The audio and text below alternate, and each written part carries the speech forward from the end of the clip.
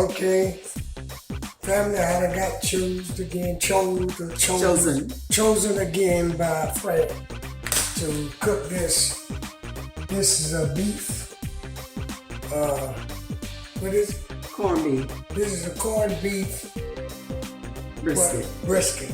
Okay, corned beef brisket. Of course, you know you got to wash this thing real good, which I'm going to do anyway. I've washed it for a little period of time already.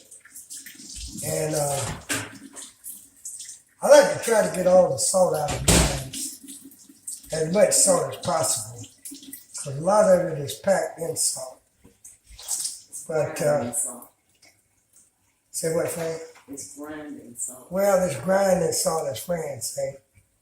Then we put it in the pan like so. And just take your time with it. Try to keep everything clean. As a matter of fact, I don't like people messing around my kitchen when I'm in here. You know? But anyway, take that brisket and just cut him down a little bit like that and put him in that pan. What did you just do? What did I do? With the knife? I just did a little slits in it, put a little slits so that the season could penetrate better.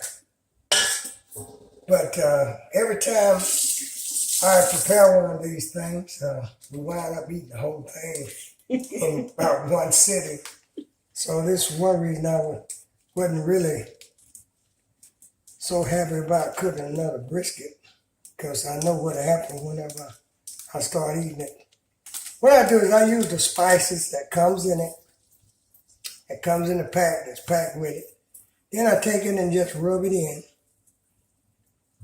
Just make love to that meat and rub it real gentle and good. So I'm going to get Fran to get me some aluminum foil, which I like to cover my pan with aluminum foil, so when I put it in the oven, and usually I cook mine at about 350 for about 20, 30 minutes at 350. If it takes a little bit longer than that, is that enough? That's enough. If it takes a little bit longer than 20 or 30 minutes, then you ain't got nothing to do but cook, so just go ahead and take it. I told Fran that my voice hadn't come back yet completely, so she said, you don't need your voice to cook. So I mean, I guess she had a point, so I'm gonna go ahead and fix this thing, wrap it up. This is more or less a pre-Labor Day, Memorial Day, pre-Memorial Day type meal that we're getting ready to cook. And tomorrow or tonight, probably tomorrow, I'm gonna cook some, as they say in the movie, some cornbread. Homemade cornbread from scratch. Like I said, now, Fran usually chooses me to cook. For what reason, I don't know, because I enjoy eating her cooking too. Well, I enjoy your cooking because you're a good cook. And anything you're good at cooking, I make an effort not to learn how to cook it. I see you do. Why would I? Well, I see you make an effort not to learn how to cook it. But anywho, people, we're going to take this and put it in the oven. And when we get ready to make the cornbread, we will get back at you. Let me get the camera and show you putting it in the oven. And like I said, we are going to take it over here and put it in the oven. We got the oven set on. What you got the oven set on there, Fran? What you got the oven set on?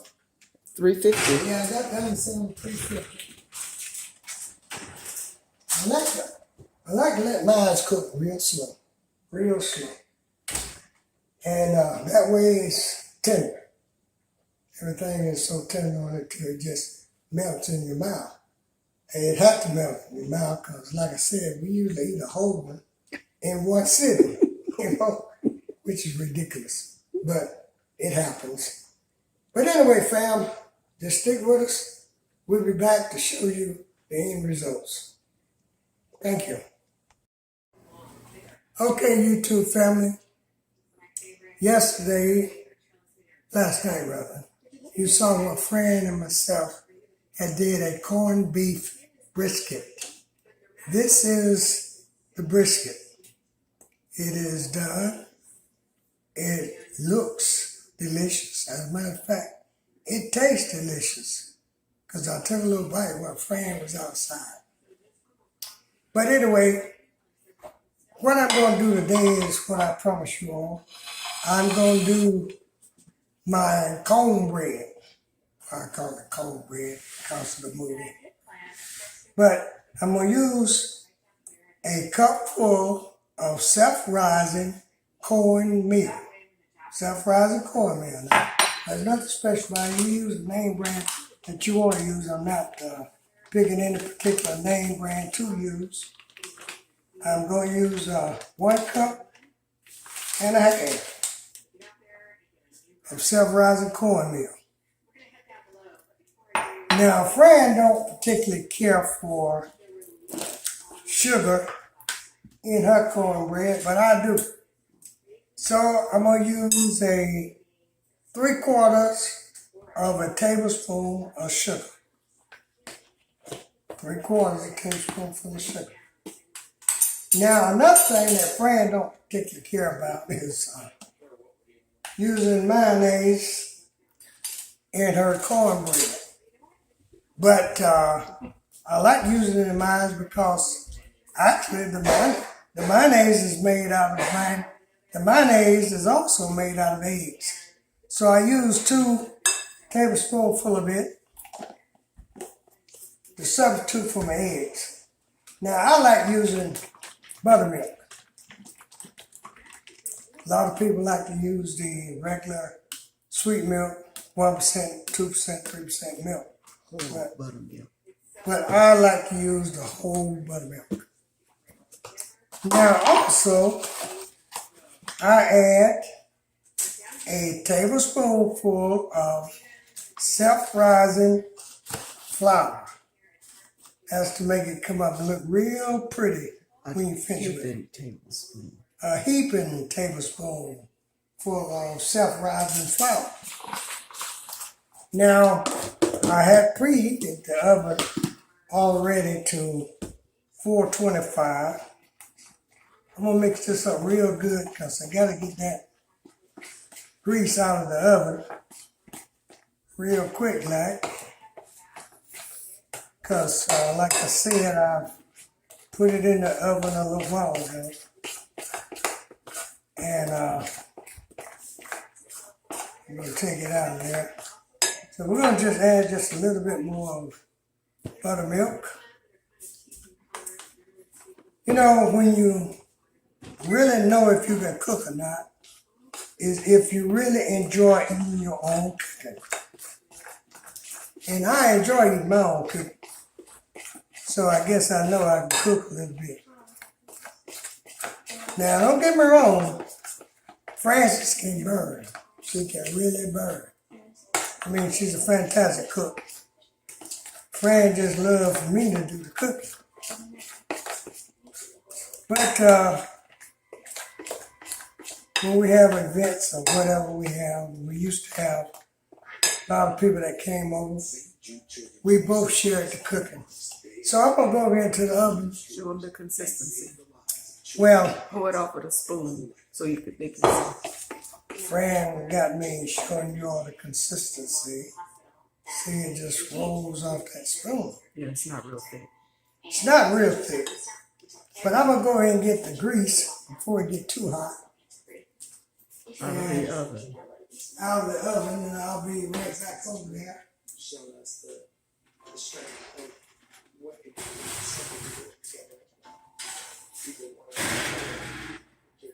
Right here. Right here. I got a little bit too much grease. Put it in a measuring cup. But at home, For just $19 a month, Meaning you you'll help us break obtain the No, life-saving research sorry. and treatment these kids need. Join with your debit or credit card right now, and we'll send you this St. Jude t-shirt. So one of the other reasons that I put the pan, cast iron pan, in the oven with the grease in it was also get the grease around the pan so my cornbread won't stick when I put it in there. Now what I've got here is maybe like it might be a third, quarter of the cup. But I'm not going to put the entire thing in there. You can hear it. All right then. I'm putting just half of that in here. And we're going to get that mixed up real good. We're going to get it hooked up real good in here.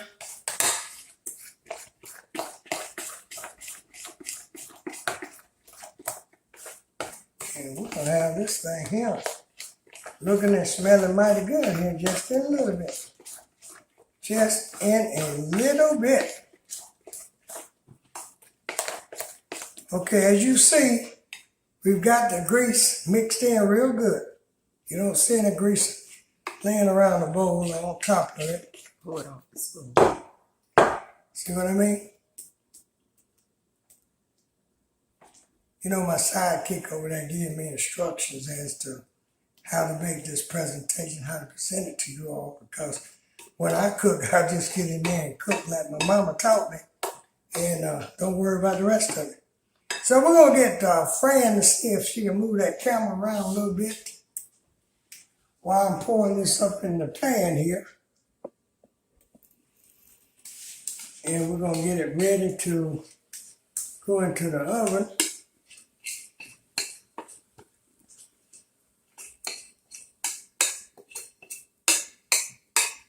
Now remember, people, this is how I cook my cornbread.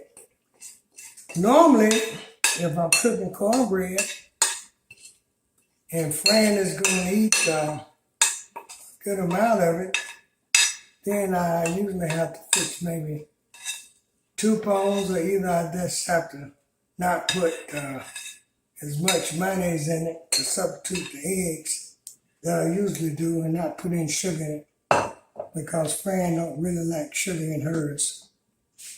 So, Fran, if you would give them a picture of the temperature on the stove. Like I said, I had already preheated it to 425. And we're going to put this on the lower oven. And I'm not going to say exactly how many minutes it's going to take. But normally, with a preheated oven, it takes about 10, 15 minutes, normally.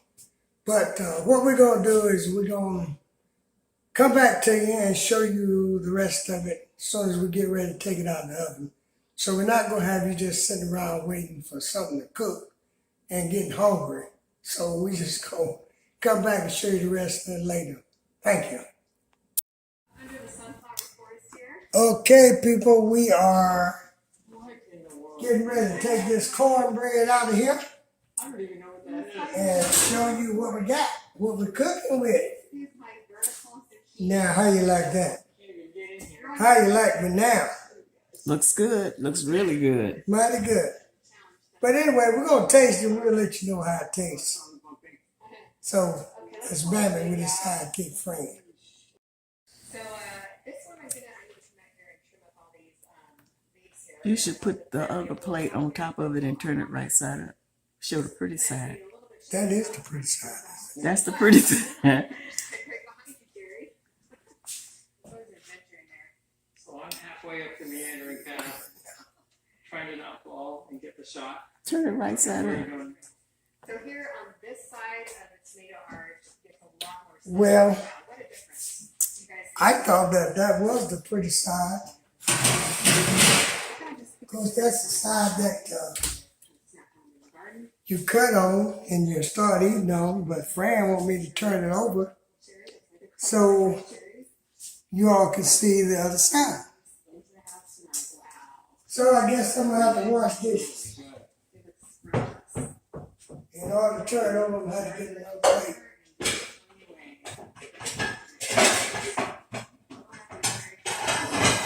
Cause I'm not gonna put it back in the hot pan.